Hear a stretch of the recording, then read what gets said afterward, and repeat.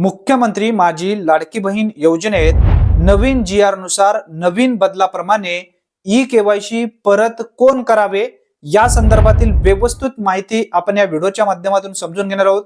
अनेक लाभार्थ्यांचे सध्या प्रश्न येत आहे, पूर्वी आम्ही ई-KYC केली आहे, परत ई-KYC करण्याची गरज आहे का? याचबरोबर ज्या महिलांनी आतापर्यंत ई-KYC केलेले नाही आहेत अशा नवीन बदलाप्रमाणे ई-KYC कशा पद्धतीने करायचे, याचबरोबर ज्या महिला घटस्फोटित आहेत, याचबरोबर विधवा आहेत, ज्यांचे वडील नाही आहेत, अशा महिलांनी ई-KYC सध्या करावी का नाही करावी या संदर्भात सुद्धा व्यवस्थित माहिती या व्हिडिओच्या माध्यमातून पूर्ण प्रश्न तुमचे व्यवस्थित सुटणार आहेत। त्यासाठी नक्की हा व्हिडिओ शेवटपर्यंत पहा।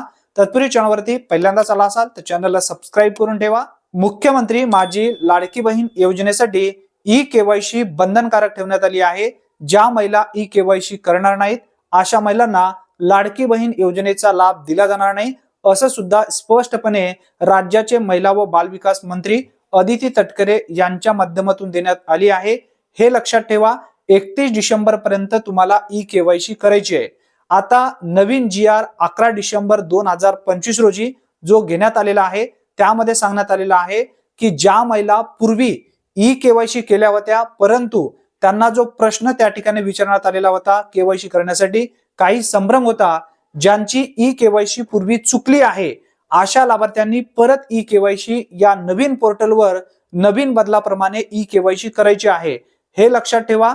याचबरोबर ज्या महिला पूर्वी विधवा होत्या, त्याचबरोबर ज्यांचे वडील नव्हते, ज्या महिला घटस्फोटित होत्या अशा महिलांनी हाफ ई-KYC केल्या होत्या, अशा महिलांना परत ई-KYC व्यवस्थित करायचे। त्यानंतर त्यांचा मृत्यू प्रमाणपत्र किंवा घटस्फोटित प्रमाणपत्र तुम्हाला त्या ठिकाणी अंगणवाडी सेविकेकडे द्यायचंय, तुमच्या गावातील अंगणवाडी सेविकेकडे, हे लक्षात असू द्या। याचबरोबर ज्या महिला पूर्वी ई-KYC केलेले आहेत अचूकरित्या त्यांना परत ई-KYC करायची गरज नाही। ज्यांनी ई-KYC केलेले आहे, चूक झालेली आहे अशा लाभार्थ्यांनी सुद्धा फ्रेश ई-KYC करायची आहे।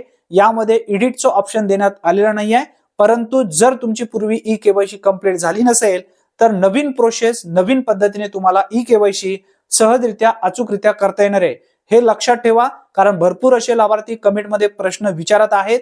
जर तुम्ही पूर्वी ई-KYC अचूक केली असेल, होय किंवा नाही ऐवजी जे काही तुम्हाला प्रश्न विचारण्यात आलेल्या होत्या त्या प्रश्न जर व्यवस्थित तुम्ही भरला असेल, आता त्या ठिकाणी पूर्वी तुम्हाला 2 प्रश्न असे होते, एका कुटुंबात किती महिला लाभ घेत आहेत, एक अविवाहित आणि दुसरी विवाहित, आणि याचबरोबर तुमच्या कुटुंबात एखादा लाभार्थी नोकरीला आहे का, सेवानिवृत्तीनंतर वेतन घेत आहे का नाही, असं थोडंसं तो उलट प्रश्न त्या ठिकाणी विचारण्यात आलेला होता।